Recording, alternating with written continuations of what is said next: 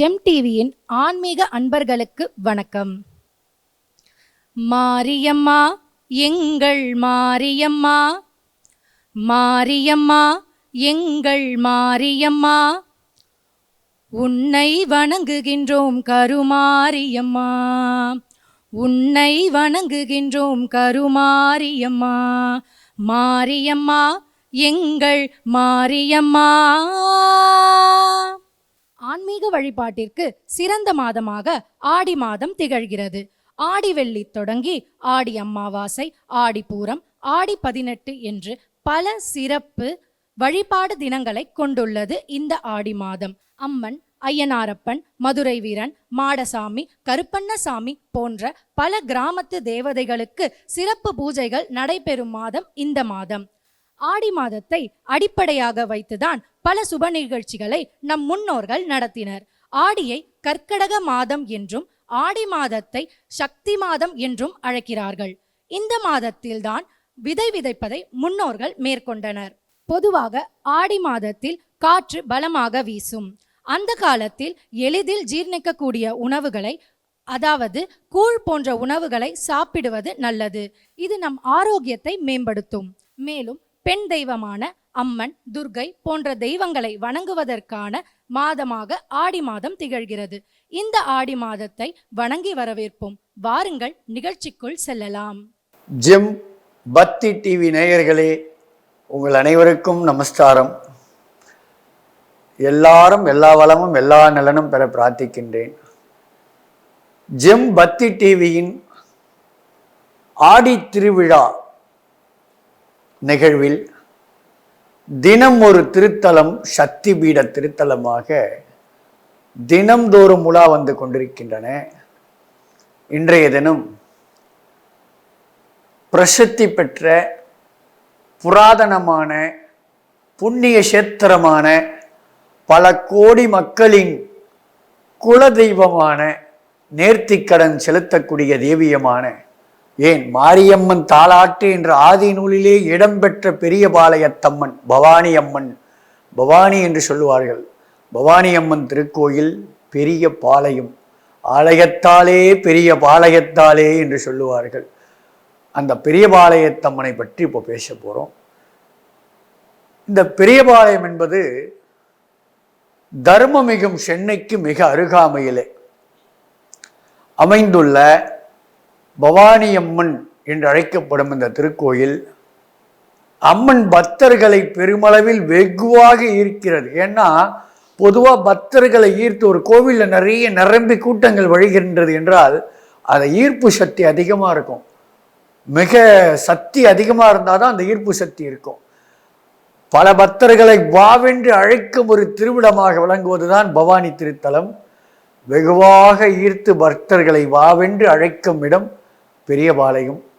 பவானி அம்மன் என்ற இந்த அம்மனே மூலவராக இத்திருக்கோயிலின் பிரதான தெய்வமாக விளங்குகின்றன. வார இறுதி நாட்கள் ஆடி மற்றும் ஆவணி மாதங்களில் பல்லாயிரக்கணக்கில் அம்மனை தரிசிக்க பக்த கோடிகள் வருகின்றார்கள். சென்னையில் தர்மமிகும் சென்னையிலிருந்து மிக மிக அருகாமையில் 45 கிலோமீட்டர் தொலைவில் அமைந்துள்ளது. பெரியபாளையத்தை ரூட் ஆஃப் மேப் என்று சொல்லுவார்கள். பெரியபாளையத்தை சென்னை கொல்கத்தா நெடுஞ்சாலையில் உள்ள செங்குன்றத்திலிருந்து, ரெட் ஹில்ஸ்ன்னு சொல்றோமே, அந்த செங்குன்றத்திலிருந்து மிக எளிதில் அடையலாம். மேலும் ஆவடி, திருவள்ளூர் மற்றும் ஊத்துக்கோட்டை பகுதிகளிலிருந்து இந்த பவானி அம்மன் திருத்தலத்துக்கு, பெரியபாளையத்திற்கு செல்வதற்கு நிறைய பேருந்து வசதிகள், நிறைய பேருந்துகள் தமிழக அரசால் விடப்பட்டிருக்கின்றன. பக்தர்களின் வசதிகளுக்காக ஆண்டு முழுவதும் அம்மனின் அருள் வேண்டி இத்திருக்கோயிலுக்கு பக்தர்கள் கூட்டம் கூட்டமாக தங்கள் குடும்பத்தினருடன் தரிசிக்க வருகை புரிகிறார்கள். வார இறுதி நாட்களில் பக்தர்கள் அதிக அளவில், அதாவது சனி ஞாயிறு போன்ற, சனிக்கிழமை ஞாயிற்றுக்கிழமை போன்ற நேரங்களில் வருகை தரும் பக்தர்கள் பல லட்சத்தை தாண்டுகின்றன. பக்தர்கள் நல்ல முறையில் தரிசனம் செய்வதற்காக கோயில் நிர்வாகம் அனைத்து வசதிகளையும் செய்துள்ளனர். பக்தர்களுக்கு நல்ல வசதிகள், ஆலயத்தை அருமையாக தரிசனம் பண்ணுறதுக்கு வேண்டி நல்ல வசதிகள் செய்துள்ளனர். மேலும் கோயிலை நன்றாக பராமரித்து வருகின்றார்கள். ஒரு பெரிய விஷயம் என்னன்னா, தூய்மைக்கு பேர் போன ஒரு இடமாக அந்த பவானி அம்மன் ஆலயம் இருக்கின்றன. அங்கு செல்கின்ற பக்தர்களே கீழே ஒரு குப்பை இருந்தால் கூட, ஒரு ஏதாவது தேவையில்லாத போட்டு வச்சிருந்தா கூட இதை எடுத்து ஓரம் போடணும் அப்படின்னு எடுத்து போடுகின்ற ஒரு பாங்கினை அங்கே அம்மன் அவர்கள் மனதிலே புகுந்து உருவாக்குகின்றால் மிகவும் தூய்மையாக பெரியபாளையம் ஆலயம் விளங்குவது அந்த ஆலய நிர்வாகத்துக்கு நன்றி சொல்ல கடமைப்பட்டிருக்கணும். பக்தர்கள் பவானி அம்மனை கிருஷ்ண பரமாத்மாவின் தங்கையாக பாவிக்கிறார்கள். உண்மை அதுதானே. கோவிந்தமாரி என்று பெயர், கோவிந்த சோதரி என்று பெயர் சொல்லுவாங்கல்ல, கோபாலன் தங்கையலே அப்படின்வாங்க. அதாவது நாராயணனுடைய தங்கை. துவாபர யுகம்னு ஒரு யுகம், அந்த யுகத்தில் குழந்தை வடிவில் இருந்த அம்மன், அந்த பவானி குழந்தை வடிவத்தில் பாலாவாக இருக்கிறார். அந்த அம்பாளை கொல்றதுக்கு ஒரு அசுரன் கொல்ல முயன்ற கம்சன்னா யார்? அசுர குலத்தை சேர்ந்தவன். அந்த அசுர குலத்தை சேர்ந்த கமிஷனுக்கு கோரப்பிடியிலிருந்து தன்னை தப்பிக்கும் போது, அம்பாள் அவனுடன் தப்பிக்கும் போது, எதிரியா இருக்கிற பரமனுக்கும் அருளும் அதாவது பகைவனுக்கும் அருளும் பரமாத்மா என்று சொல்லுவார்கள். அப்படிப்பட்ட எதிரிக்கு கூட இந்த பவானி என்ன பண்றா, தனது தமையனான கிருஷ்ண பரமாத்மாவால் ஏற்பட போகும் உனக்கு துர்மரணம் என்று முன்கூட்டியே அவனுக்கு எச்சரிக்கை விடுவிக்கிறா. அப்படியாவது தப்பிச்சுக்கிறானா அப்படின்ட்டு. பவானி என்ற ஒரு திருப்பெயரிலே அப்படி அமர்ந்திருக்காளே அம்பாள், அந்த அழகு கண்கொள்ளா காட்சி. இத்தலத்தில் குடியேறணும்னு முடிவு பண்ணி அம்பாள் தானே வந்து அமர்ந்தாலும். இவர் ராஜ பரம்பரையை சேர்ந்தவா அம்பாள். பார்த்தீங்கன்னா மாரியம்மன் தாலாட்டில் வரும், பெரிய பாளையத்தமந்தவளே அம்மா நீ பேரரசி மாரிமுத்தே. பேரரசி, பெரிய பாளையத்தமர்ந்த பேரரசி மாரிமுத்தேன்னுவாங்க. அவ பேரரசி, ஒரு அரச குடும்பத்தை சேர்ந்த ஒரு சக்தி. இத்திருக்கோவில் சமீபத்தில் மறுசீரமைக்கப்பட்டு குடமுழுக்கு நடைபெற்றது. அதன் பிறகு அம்மன் மிகவும் சாநித்தியமாக, வீரியமாக, சக்தி மிக்கவளாக, இன்னும் சக்தி மிக்கவளாக ஜொலிப்பதாக பக்தர்கள் நிறைய பேர் சொல்ல கேட்டிருக்கோம். பரவசப்படுகின்றனர் பக்தர்கள். நாம் ஆலயத்திற்குள் நுழைந்தவுடன் விநாயகர் தனி சன்னதியில், அங்க இருக்கிற விநாயகர் பேர் ஸ்ரீ அற்புத சக்தி விநாயகர் என்ற திருநாமத்தோடு விளங்குகிறார். இதை ஒட்டி ஸ்ரீ சக்தி மாதங்கி, மாதங்கி என்பது ஸ்ரீ வித்யாவில் மிகவும் பேர் போனவள், ஸ்ரீ சக்தி மாதங்கி அம்மன் சன்னதி உள்ளது. அடுத்து நாம் பவானி அம்மனை தரிசிப்பதற்கான வரிசையை சென்றடையலாம். அழகாக அருமையான முறையில் தரிசனம் செய்ய நன்றாக அந்த வரிசைகளை அழகாக இந்த ஆலய நிர்வாகம் அமைத்து பக்தர்களுக்கு நல்ல வசதியை செய்து தந்துள்ளது. அம்மனை மிகவும் அருகாமையில் சென்று பார்க்கும்போது அம்பாளுடைய திருக்கண்கள் விழிக்கே அருள் உண்டு என்று அபிராமி பட்டர் சொன்ன மாதிரி நம்மளை பார்த்து வா மகனே என்று அழைப்பதை போல இருக்கின்றன. இந்த மூலஸ்தானத்தில் இருக்கிற பவானி அம்மன் பார்த்தீங்கன்னா மேல் 2 கைகளிலும் சங்கு சக்கரங்கள் தரித்தும், கீழ் 2 கைகளில் வாள் மற்றும் அமிர்த கலசத்துடன் காட்சியளிக்கின்றார். அம்மனின் கண்கள் 2ம் 1000 வாட்ஸ். அம்மன் கண்களின் வலிமையை தாங்க தயாராக இருக்க வேண்டும் பக்தர்களே. அடியேன் சென்றவன், அதை அனுபவித்தவன், உணர்ந்தவன். உணர்தல் தான் இறையருள். உணர்ந்தவன் அந்த கண்கள் நம்மளை ஈர்ப்பது போன்று அற்புதமாக இருக்கும்.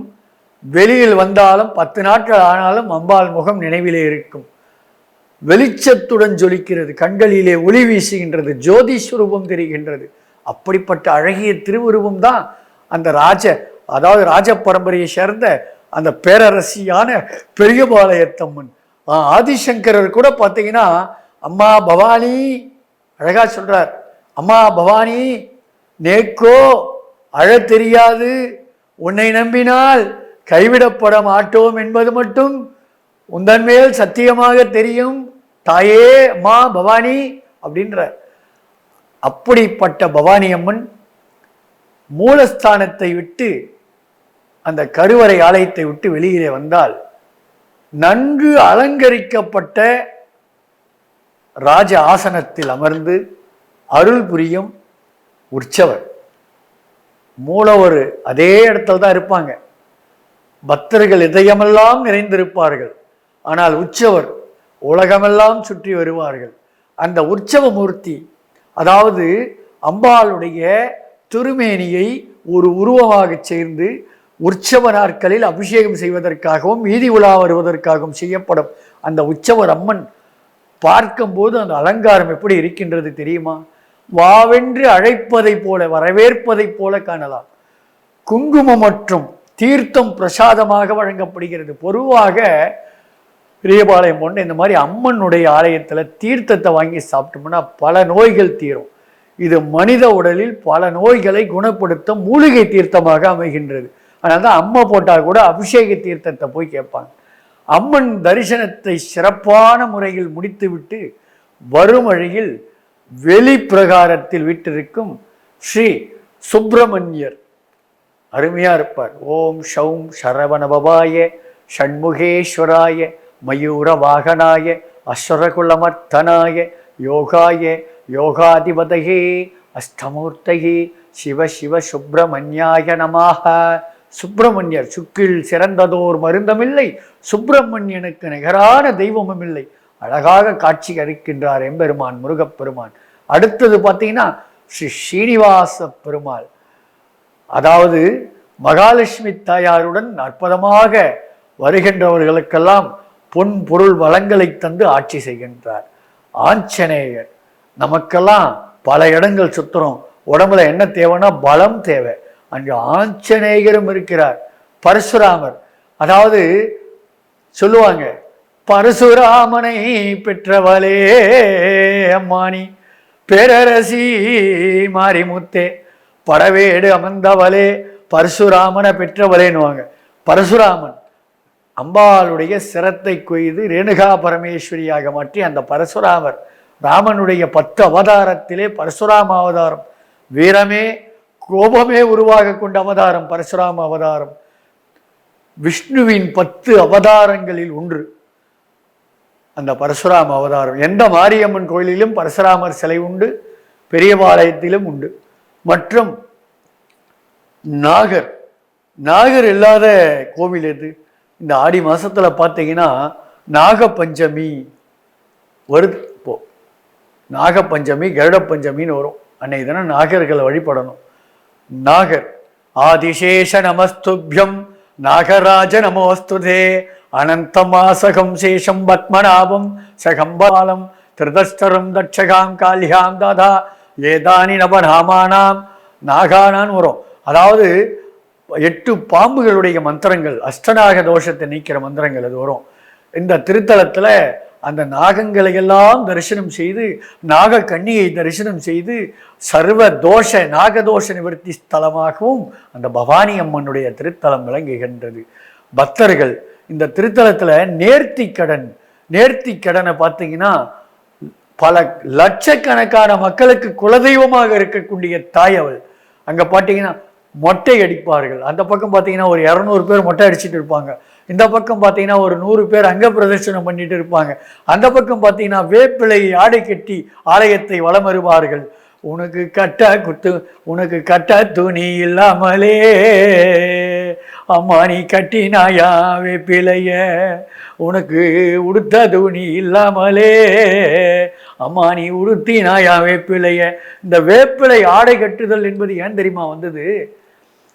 வெயில் நாட்கள்ல அம்மை எனும் ஒரு நோய் பற்றி உடலெல்லாம் எரிச்சல், வலி, அந்த எரிச்சல் நமைச்சல் உண்டாகும். அந்த நமைச்சல் எல்லாம் போகணும்னா அதில் உள்ள கிருமிகள் எல்லாம் போகணும். அந்த உஷ்ணம் தனியணும்னா வேப்பிலை அப்படி உடம்புல பட்டு தீண்டும் போது அந்த வேப்பிலையினுடைய கசப்புலையும் வேப்பிலையினுடைய மனத்திலையும் வேப்பிலையில நோய் தீர்க்கும், அதாவது ஆன்டிபயோட்டிக் நோய் தீர்க்கின்ற, அதாவது தடுப்பூசி போடுறோம்னு சொல்றோம், அது மாதிரி நோய் தீர்க்கின்ற ஒரு பெரிய மாமருந்து தான் வேப்பிலை. வேப்பிலையில் மந்திரித்து அம்மா நீ வினையெல்லாம் தீர்ப்பவளேன்னுவாங்க. வேப்பிலையில் விளையாடி நீ வினையெல்லாம் தீர்ப்பவளேன்னுவாங்க.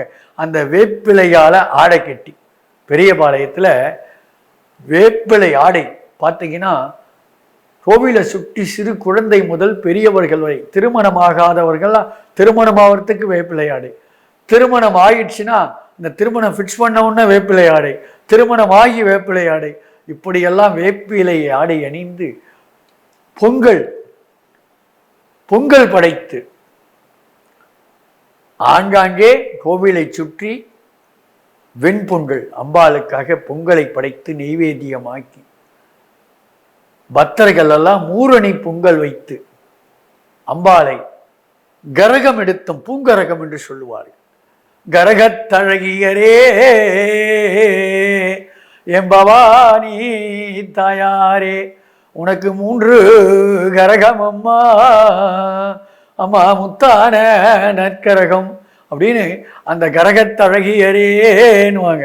அந்த கரகத்துல அம்பாள் கரகத்துல என்ன அழகா இருப்பா தெரியுமா? அதுல குழு இருப்பா தெரியுமா? கிரகம் எடுப்பார்கள், செடலாடி என்று சொல்லுவார்கள். தேவி செடலாடி வரும் என்று. செடலாடினா என்ன தெரியுமா? எலுமிச்சம்பழத்தை உடலெல்லாம் குத்தி கொண்டு, அதுதான் செடலாடுதல் பேர். எலுமிச்சம்பழத்தை குத்திட்டு கோவிலை வலம் வருவார்கள். எலுமிச்சம்பழ மாலையை அம்பாளுக்கு அணிவிப்பார்கள். அதாவது மாவிளக்கு தீபம் இடுவார்கள். மாவிளக்கு மண்டை விளக்கு என்று மாவிளக்கு எடுத்து தலையிலே ஒரு இலையை வைத்து அதன் மேல் விளக்கேற்றி நெய் தீபம் போட்டு ஆலயத்தை வலம் வந்து அந்த ஒரு நேர்த்தி கடனை செலுத்துவார்கள். தொட்டில் மரத்தடியிலே தொட்டிலை கட்டி அதிலே ஒரு குழந்தை உருவத்தை வைத்து குழந்தை பாக்கியம் வேண்டி அந்த தொட்டிலை ஆட்டுவார்கள். அந்த தொட்டிலை ஆட்டி குழந்தை பிறந்ததும் அந்த குழந்தையை எடுத்துன்னு அந்த குழந்தைக்கு எடைக்கெட அந்த கோயிலில் காணிக்கை செலுத்துவார்கள். இதெல்லாம் நேர்த்திக்கடனாக அந்த ஆலயத்திலே பக்தர்கள் ஊர்வலம் அங்க பிரதட்சணம் என்று சொல்லுவார்கள். இந்த ஊர்வலம் தன்னையே அர்ப்பணம் செய்தல் அம்பாளுக்கு. இதெல்லாம் பக்தி. பக்தினா என்ன? இடைவிடாத சிந்தனை. இடைவிடாத சிந்தனைன்னா என்ன? அதை தான் அணுச்சந்தானம் சொல்லுவாங்க. அணு என்றால் நூலிழை. அந்த அளவுக்கு இறைவனுக்கும் நமக்கும் பக்தியில இடைவிடாத சிந்தனை. அம்மா பவானி, அம்மா பவானி, தாயே பவானி என்று அந்த ஆலயத்திலே தீபம் ஏற்றினால் எப்படி இருக்கும் தெரியுமா? ஒரு தீபம் ஏற்றினாலும் 108 தீபம் ஏற்றினாலும் ஆத்தாவுன் கோயிலிலே கோடி தீபம் எரியுதம்மா, எரிகின்ற தீபத்திலே உன் அழகு முகம் தெரியுதம்மா பவானி, உன் அழகு முகம் தெரியுதம்மா. வேப்பிலையும் தோரணமும் வாசலிலே சிரிக்குதம்மா, வேண்டி வரும் பக்தருக்கு பாலமிர்தம் கிடைக்குதம்மா. மாவிளக்கு நெய் விளக்கு ஏற்றி வைத்து உனைகழைத்தோ, மாவிளக்கு நெய் விளக்கு ஏற்றி வைத்து உனைகழைத்தோ, மாயவனின் சோதரியே நொடி பொழுதில் வந்திடமா, கனப்பொழுதில் வந்திடமா. பவானி தாயே ஆலயமாம் ஆலயம் பெரியபாளையம் அந்த பேரரசி மாரிமுத்தை காண அன்பர்களே, ஜெம் டிவியின் பக்தி நேயர்களே, பெரியபாளையம் சென்று அம்பிகையின் அருளை பெற்று வளமோடு வாழுங்களேன். மீண்டும் நாளைய தினம் மற்றொரு சக்தி பீடத்தை இந்த பக்தி ஜெம் டிவியின் பக்தி திருவிழாவிலே சந்திப்போமா? ஜெம் டிவி நேயர்களுக்கு பொறுமையாக, அருமையாக, ஆர்வமாக இதை கேட்கின்ற அன்பர்களுக்கு ஜெம் டிவியின் சார்பாக நன்றிகளும் எமது ஆசிகளும் வாழ்த்துக்களும். வாழ்க வளமுடன்.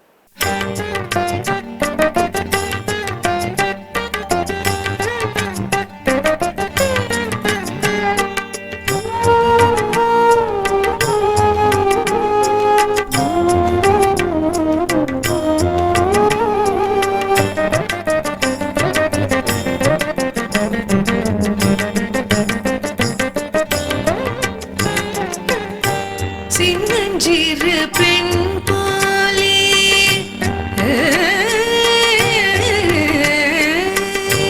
சின்னஞ்சிறு பெண் போலே சிற்றாடை எடை உடுத்தி சின்னஞ்சிறு பெண் போலே சிற்றாடை எடை உடுத்தி சிவகங்கை குளத்தருகே ஸ்ரீ துர்க்கை சிரித்திருப்பாள். சிவகங்கை குளத்தருகே ஸ்ரீ துர்க்கை சிரித்திருப்பாள். சின்னஞ்சிறு பெண் போலே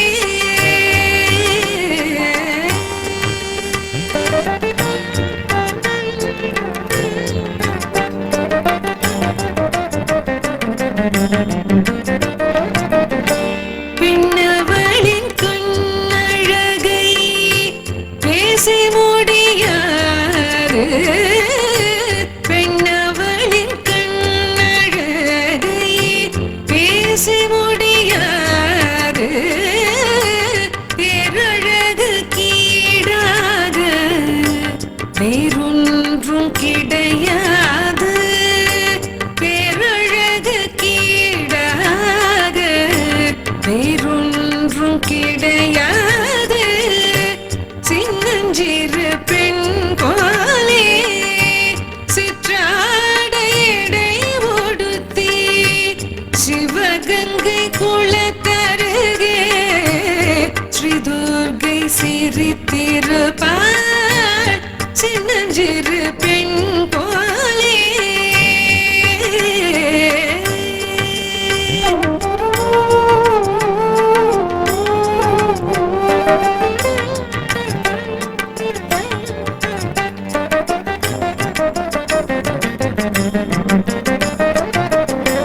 மின்னலை போல் மேரி அன்னை சிவகாமி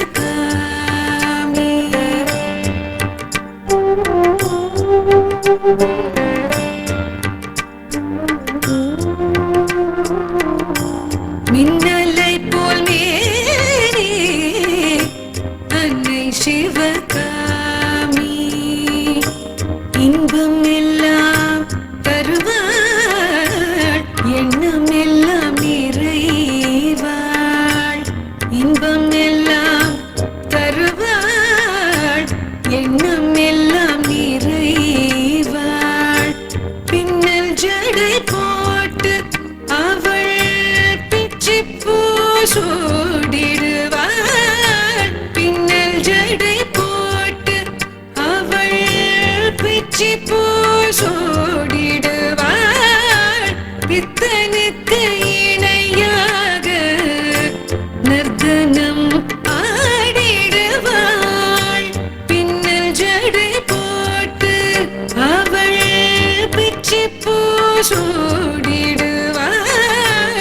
பித்தனுக்கு இணையாக நர்த்தனம் ஆடிடுவாள். சின்னஞ்சிறு பெண்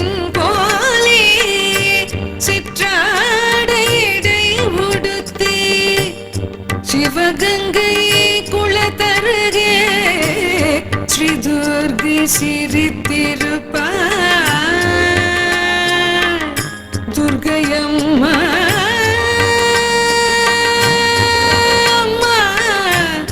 துர்கையம்மா துர்கையம்மா.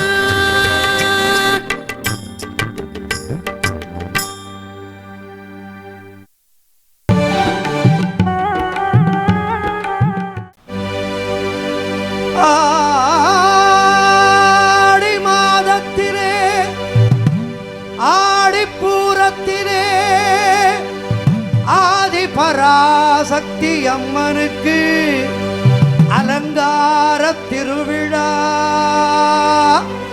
மேல்மருவத்தூர் கோவிலிலே. ஆடி தபசிலே காட்சி தரும் எங்கள் கோமதி அம்மனை காண கூடிடுவோம் சங்கரன் கோவிலிலே. ஆடி வெள்ளிக்கிழமை கூழ்வடச்சு பொங்கலு வச்சு கூடிடுவோம் பாளையத்தம்மன் கோவிலிலே. பெரிய பாளையத்தம்மன் கோவிலிலே வேண்டும் வரம் தந்திடும் எங்கள் வேண்டவராசியம்மனை பாடிடுவோம் பாடிடுவோம் ஆடி வெள்ளிக்கிழமையிலே.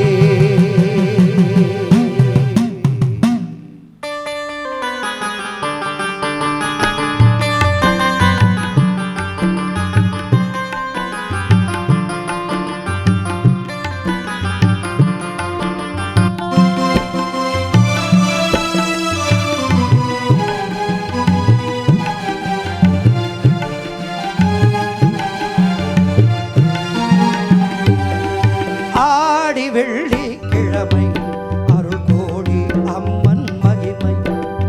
ஆடி வெள்ளிக்கிழமை அருள் கோடி அம்மன் மகிமை. பாடு பதமலர் நாடு பாடு பதமலர் நாடு நீ நாடிடு திருவேற்காடு நீ நாடிடு திருவேற்காடு நீ நாடிடு திருவேற்காடு. ஆடி வெள்ளிக்கிழமை அம்மன் மகிமை.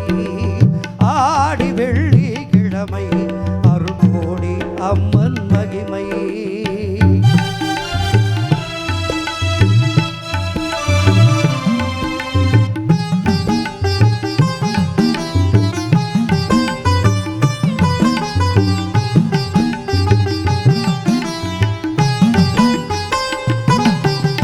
சமயபுரத்து மாறி மனசஞ்சலம் நீக்கும் காளி.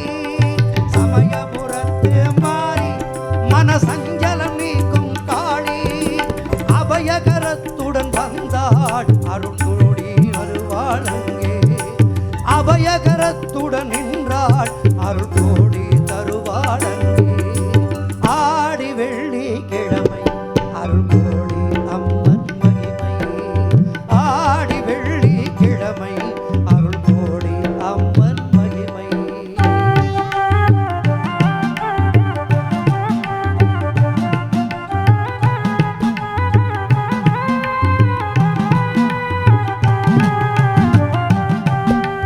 பெரிய பாளையத்தம்மா நீ பேசும் தெய்வம் அம்மா. பெரிய பாளையத்தம்மா நீ பேசும் தெய்வம் அம்மா. தயவுடன் வருவாயம்மா அருள்மழை பொழிவாயம்மா. தயவுடன் வருவாயம்மா